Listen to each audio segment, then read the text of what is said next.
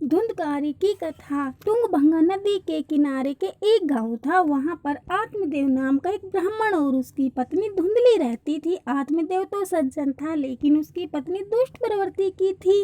आत्मदेव बहुत उदास रहता था क्योंकि उसको कोई संतान नहीं हो रही थी और बहुत बार उसने आत्महत्या करने की भी कोशिश की, लेकिन सफल नहीं हो पाया। लेकिन एक दिन हताश होकर जंगल की तरफ आत्महत्या करने निकल गया। आत्मदेव रास्ते में उन्हें एक ऋषि जी मिले और फिर आत्मदेव ऋषि को अपनी कहानी सुनाकर रोने लगा और उपाय पूछने लगा। ऋषि ने कहा, मेरे पास अभी तो ऐसा कुछ नहीं कि जिससे मैं तुम्हें कुछ दे पाऊं, लेकिन आत्मदेव ने बताया कि उसकी गाय को कोई बच्चा नहीं हो रहा है। और जब आत्मदेव ऋषि को बार बार बोलने लगा तो ऋषि ने उसे एक फल दिया और उसको अपनी पत्नी को खिलाने को कहा और कहा कि 1 साल तक तुम्हारी पत्नी को सात्विक जीवन जीना पड़ेगा। आत्मदेव वह फल लेकर खुशी खुशी घर वापस आकर सारी बात धुंधली को बताता है और उसको वो फल खाने को देता है। लेकिन धुंधली सोचती है अगर बच्चा हुआ तो उसको बहुत कष्ट का सामना करना पड़ेगा। यही सोचकर वह उस फल को नहीं खाई और जाकर सारी बात अपनी छोटी बहन को बताई तो उसकी बहन ने उसे एक रास्ता बताया और कहा कि मैं गर्भवती हूँ और मुझे बालक होने वाला है, तू ही लेना उसको और उस फल को गाय को खिला दे, इससे उस ऋषि की शक्ति का भी पता चल जाएगा। धुंधली ने ऐसा ही किया और उसने अपने पति आत्मदेव के सामने गर्भावस्था का नाटक करने लगी और कुछ दिन बाद जाकर अपनी बहन से बच्चा लेकर आ गई। आत्मदेव बहुत खुश हुआ, खुशियां मनाई और उस बच्चे का नाम ब्रह्मदेव रखना चाहा, लेकिन धुंधली ने फिर झगड़ कर उसका नाम धुंधकारी रखा। और धुंधली ने जो फल गाय को खिलाए थे उसके भी गर्भ से मनुष्य का बालक हुआ जिसके कान लंबे लंबे थे, इसलिए उसका नाम आत्मदेव ने गोकर्ण रखा।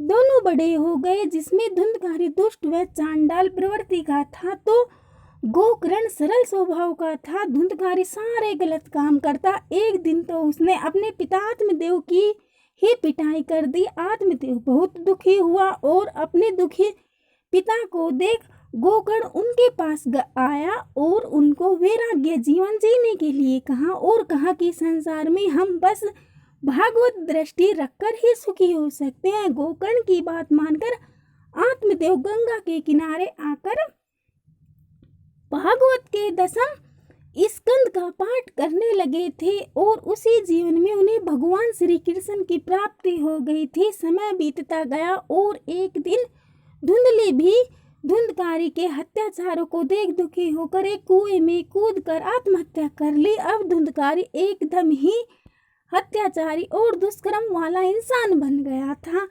वह वेश्यों की मांगों के लिए चोरी करता और एक दिन तो उसने राजा के यहाँ ही डाका डाल दिया। सभी वेश्याएं सोची अगर ये जिंदा रहा तो एक दिन हमको भी मरवा देगा। यह सोचकर उन लोगों ने धुंधकारी को बांधकर उसको जलती हुई आग में उसका मुख डालकर तड़पाकर मार डाला। बुरी प्रवृत्ति के होने की वजह से धुंधकारी प्रेत बन गया और वह अपने भाई गोकर्ण को डराने लगा। हालांकि गोकर्ण ने अपने भाई का श्राद्ध जाकर किया था, लेकिन धुंधकारी को फिर भी मुक्ति नहीं मिली। वह गोकर्ण को डराने की कोशिश करता, लेकिन गोकर्ण गायत्री मंत्र का जाप करता तो धुंधकारी उसके पास नहीं जा सकता था।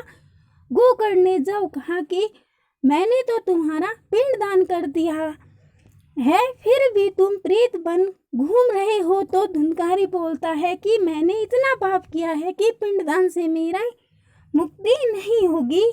उसके बाद गोकर्ण ने सभी विद्वानों से राय लिया और सूर्य देवता को नमन कर इसका उपाय पूछा तो सूर्य देव ने कहा कि इसको मोक्ष की प्राप्ति भागवत कथा सुनने से ही होगी। गोकर्ण ने भागवत कथा का आयोजन किया और धुंधकारी एक बांस पर जाकर छिप कर बैठ गया। वहां पर 7 गांठ था, वो वहीं जाकर बैठा था। बहुत से लोग 7 गांठ का बांस लगते हैं भागवत कथा में कि ऐसा मानते है कि अगर परिवार का कोई सदस्य भूत हो गया है तो ऐसे अवश्य लगानी चाहिए। पहले दिन के कथा में पहला गांठ का भेदन हुआ, ऐसे ही दूसरे में ऐसे करके 7 गांठों का भेदन हो गया। धुंधकारी दिव्य रूप धारण कर प्रकट हो गए और उनको लेने भगवान स्वयं आए। भागवत कथा बहुत लोगों ने सुनी होगी, मगर धुंधकारी को स्वयं भगवान लेने क्यों आए बहुत कम लोग जानते होंगे। इसका वजह यह है कि धुंधकारी ने पूरी भागवत कथा श्रद्धा तथा प्रेम भाव से सुना। तो बोलो जय श्री कृष्ण।